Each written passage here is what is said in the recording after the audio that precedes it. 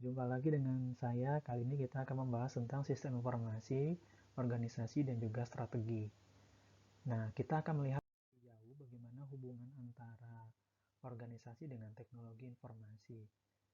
Hubungannya adalah bagaimana perusahaan ini bisa mampu beradaptasi dengan lingkungan, kemudian perusahaan atau organisasi ini bagaimana bisa mengenal budaya, kemudian strukturnya di dalam, kemudian proses bisnis, kondisi politik, dan juga bagaimana membuat suatu keputusan yang tepat, sehingga teknologi ini bisa dimanfaatkan sebagai media dan kekuatan membangun perusahaan itu supaya lebih bisa kompetitif.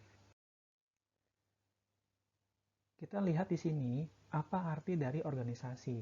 Sebetulnya organisasi ini kita bisa lihat di sini ada namanya proses produksi, kemudian di dalam proses produksi ini bisa menerima segala masukan dari luar, eksternal, dan dia akan menghasilkan suatu barang atau jasa yang kita kenal sebagai output kepada lingkungan.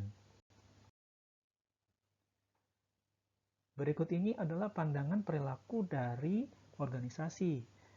Kita lihat di sini ada formal organization. Dari strukturnya itu bisa kita lihat dari hierarkinya, kemudian divisi, kemudian aturan dan juga prosedur, proses bisnis, dan juga budaya. Ini kalau kita lihat dari struktur. Kemudian ada proses, kemudian dalam proses itu tersendiri juga ada obligasinya, ada responsibilitasnya, kemudian nilainya, norma-norma, dan juga orang-orang yang terlibat di dalamnya. Jadi sebenarnya formal organization itu cuma dua, kalau tidak struktur atau enggak prosesnya. Sehingga organisasi ini nanti punya namanya sumber daya dari lingkungan luar dan diolah di dalamnya itu bisa menghasilkan suatu luaran yang disebut dengan produk atau layanan. Dampak teknologi informasi pada organisasi.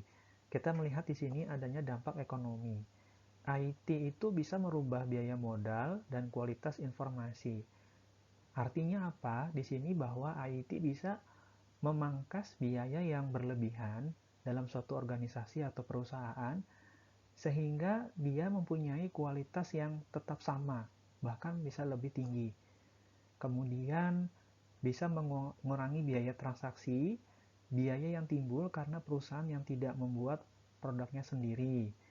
Artinya perusahaan itu harus bisa memanage keuangannya dengan baik, lalu dengan transparansinya itu adalah dengan penggunaan teknologi.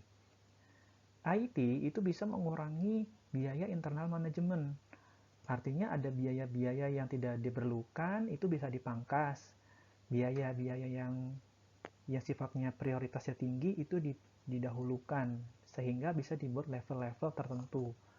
Dengan IT bisa mampu melihat transparansi pengeluaran dan pemasukan dana atau sumber dana dalam suatu organisasi sehingga bisa terlindungi adanya dugaan yang namanya disebut dengan korupsi dan sebagainya. Organisasi itu bisa dapat mengurangi biaya agen dan bisa punya peluang bagaimana mengawasi kinerja dari karyawan-karyawan itu sendiri. Dampak yang lain, dampak perilaku dan organisasinya, yaitu bahwa IT dapat meratakan organisasi itu lebih ramping. IT bisa mampu mengurangi jumlah tenaga kerja, artinya tenaga kerja itu pekerjaannya digantikan dengan teknologi, namun bukan tenaga kerja itu diberhentikan tapi diberi pekerjaan yang lain.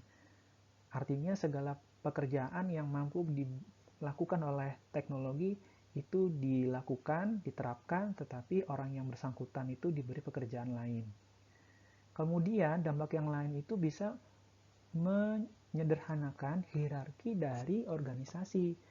Artinya bahwa dalam suatu perusahaan yang mempunyai struktur organisasi yang panjang, yang kompleks, itu bisa disederhanakan dengan bantuan IT. Sehingga orang-orang yang punya kompeten itu lebih didahulukan dan yang tidak berkompeten itu bisa dilakukan edukasi supaya bisa menyesuaikan dan beradaptasi dengan lingkungan pekerjaan. Selanjutnya untuk internet dan organisasi itu bisa berpeluang meningkatkan aksesibilitas, kemudian penyimpanan dan pendistribusian informasi, kemudian internet mampu menurunkan transaksi dan biaya agensi. Jadi intinya adalah bahwa internet itu bisa meningkatkan ketepatan penyampaian informasi, laporan-laporan, kemudian informasinya bisa tepat dan aktual, bisa diterima dalam segala macam level manajemen, mulai dari level manajemen yang paling bawah dan paling atas. Dampak IT pada organisasi, kita lihat di sini ada perampingan organisasi.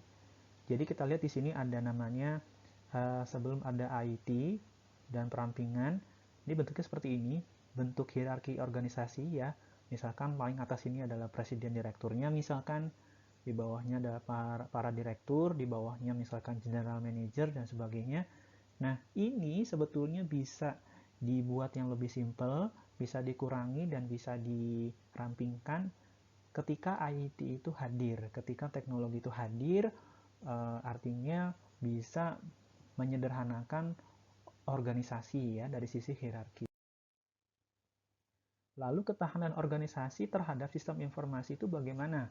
Di sini ada 4 area domain. Kita lihat dari struktur organisasinya, kemudian orangnya, kemudian tugas pekerjaannya, dan juga termasuk dalam sisi IT-nya.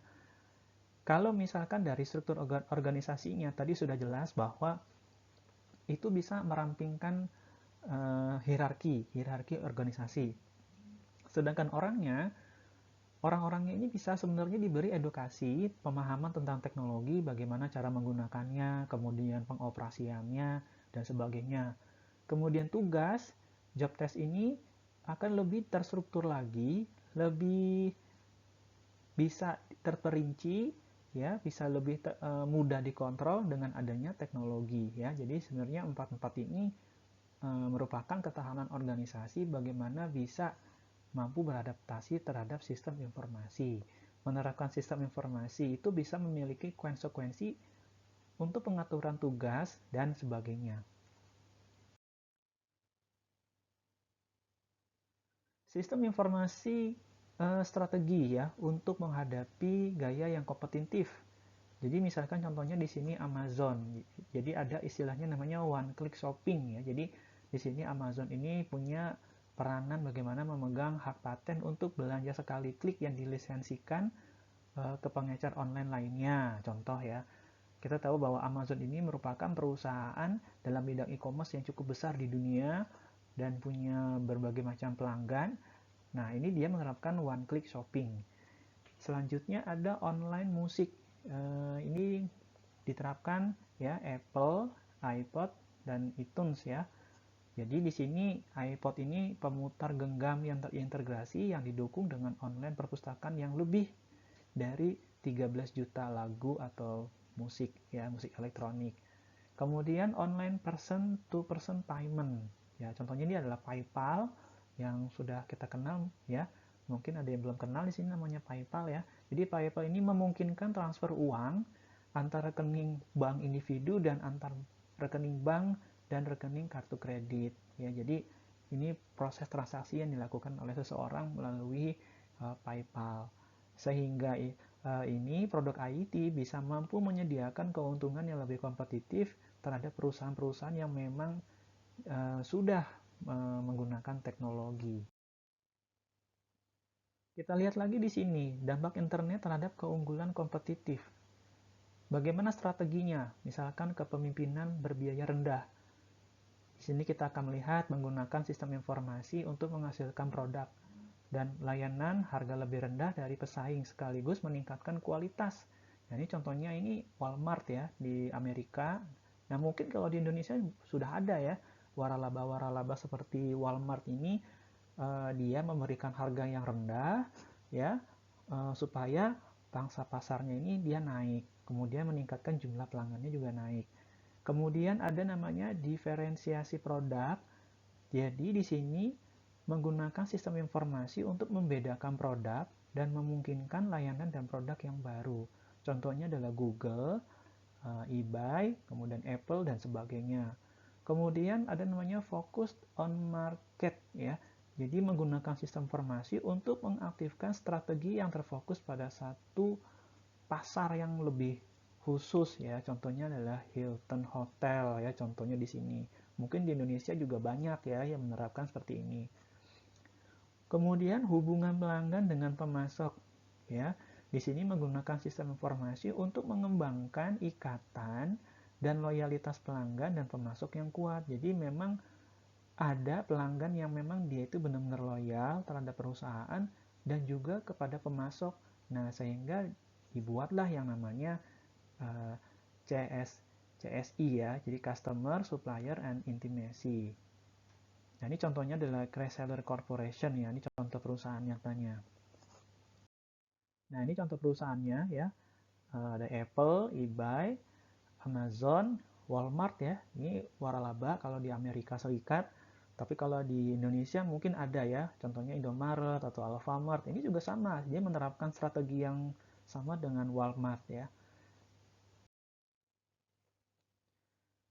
Kemudian dampak internet terhadap gaya kompetitif dan struktur industri. Kita lihat dari kekuatan kompetitifnya. Jadi produk atau layanan pengganti. Dampak internetnya apa? Jadi memungkinkan pengganti baru muncul dengan pendekatan baru untuk memenuhi kebutuhan dan menjalankan fungsinya. Kemudian ada daya tawar pelanggan, kemudian posisi dan persaingan antar pesaing yang ada. Nah, ini sehingga kita bisa melihat adanya dampak internet yang benar-benar yang cukup signifikan ya. Nah, ini bisa contohnya internet mengurangi hambatan untuk masuk seperti kebutuhan tenaga penjualan. Nah, ini contohnya pada ancaman pendatang baru ya. Kemudian memperluas pasar geografis, meningkatkan jumlah pesaing-pesaing dan mengurangi perbedaan antar pesaing ya. Ini contohnya tadi ya, yang positioning dan persaingan antar pesaing yang ada. Nah, ini contoh kita lihat strategi ya dampak internet terhadap gaya kompetitif.